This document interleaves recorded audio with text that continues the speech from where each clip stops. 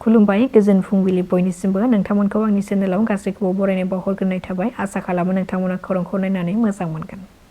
थागिबि ट्राइबेलफोरा बोलो फोराननानै थानो हानाय कार्बि आंलंआव गुबुननिफ्राय इनायै हाबनानै थाफैनाय ट्राइबेल नङै सुबुंफोरनो पुलिसनि सिगाङावनो कार्बि सुबुंफोरखौ होसो होसो बुनाय जाथायखौ लानानै गोथौ दुखु मोननाय फोरमायदों दुलाराय आसाम ट्राइबेल फरायसा आफाद एबा आटसुआ।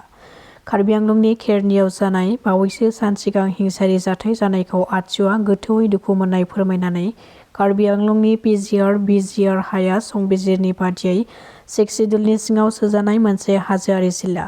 बेनिखायनो बिथांमोननि हाखौ जाहाथे रैखा खालामो आरो गुबुननिफ्राय ट्राइबेल नङै सुबुंफोरा खान्थि बेरेखायै हाबनानै सुबुं सानखो बांहोनानै सुबुं सानखोनि महरखौ सोलायहोआ बेनि थाखाय राहा लानो सोरखारखौ खावलायदों आटसुआ।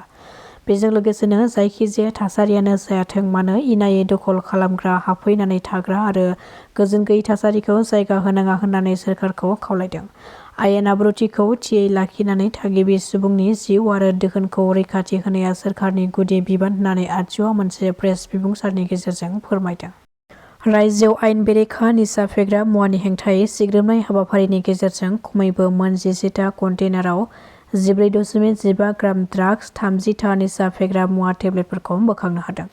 सुलुङाव फोरमायथिनाय बादिब्ला गवालपारानि सेमलि टलायाव मोनसे सिग्रोमनाय हाबाफारि लानायनि गेजेरजों बेफोर गोबां बिबांनि ड्राग्सफोरखौ बोखांनो हादों। बेजों लोगोसेनो बे जाथायजों सोमोन्दो थानाय जाहांगीर आलम मुंनि सासे सुबुंखौबो हमनो हाबावदों पुलिसआ।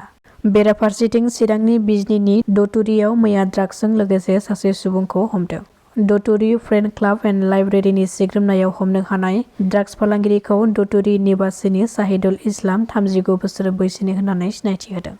ड्राग्स फालांगिरिखौ हमनो मोननायनि उनाव दतुरि फ्रेन्ड क्लाब एन्ड लाइब्रेरिनिफ्राय पुलिसनो खौरां हरनानै जाथायथिलियाव पुलिसआ नुजाथि होयो आरो हमनानै दोननाय ड्राग्स फालांगिरिखौ एरेस्ट खालामो।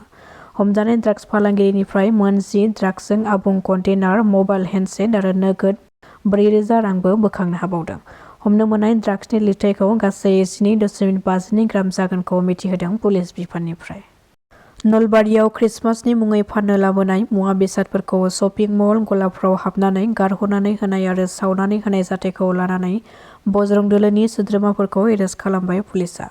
हमजानाय सोद्रोमाफोरखौ फारियै भास्कर डेका 34 बोसोर बैसोनि, मानस ज्योति पाटगिरि 32 बोसोर बैसोनि, बिजु दत्त 34 बोसोर, नयन तालुकदार 37 बोसोर बैसोनि होननानै खौरां मोननाय जादों।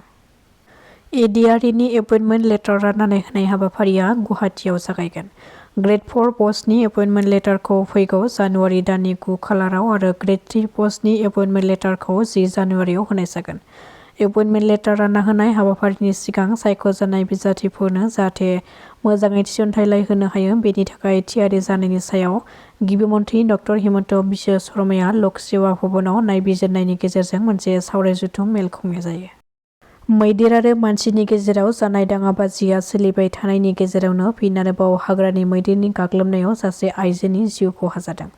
तामुलपुरनि बगामाथि साखाथिनि उपरकुटियाव मैदेरनि गाग्लोबनायाव सासे 65 बोसोर बैसोनि काली माया गुरुं मुंनि आइजोआ जिउ खहा जायो। जायगानि सुबुंफोरा मिथिहोनाय बादिब्ला हाग्रानि माब्रै मैदेरा फैनानै गिदिंबाय थानाय समावनो हरखाब मोगा-मोगि जानायनि जाहोनाव गाग्लोबजानानै जिउ खहा जादों। सावगारियाव नुनाय सुबुंनि मुङा देबनाथ बसुमतारी।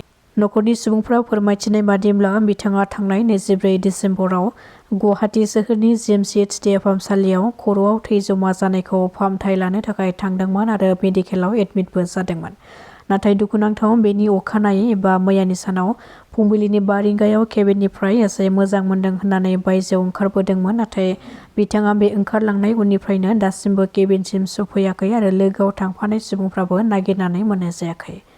जायखौ लानानै बिथांखौ बबेयावबा नुसनबायोब्ला होखानाय जानबुं नम्बर 9707847730 बे जानबुं नम्बरनि गेजेरजों फोरमायहरनो थाखाय खावलायहरदों। गुवाहाटी सोहोरनि पुलिसआ गोख्रों सिग्रोमनायनि गेजेरजों 3 सिखावफोरखौ खानो हादों। पुलिसआ मिथिहोनाय बादिब्ला बे सिखावनि हानजाया गुवाहाटी सोहोरनि गोबां ओनसोलफ्राव सिखाव खावनायनि उदखार खालामगासिनो दङमोन। हमजानाय सिखावफोरखौ फारियै राजिब नाथ, कमल रय आरो मनबर हुसेन होननानै मिथिहोदों। गलाघाटनि सेटिया मुंनि गामियाव सासे आइजोनि गोथै देहाखौ फुख्रियाव थैनानै थानाय थासारिनिफ्राय बोखांनो हादों।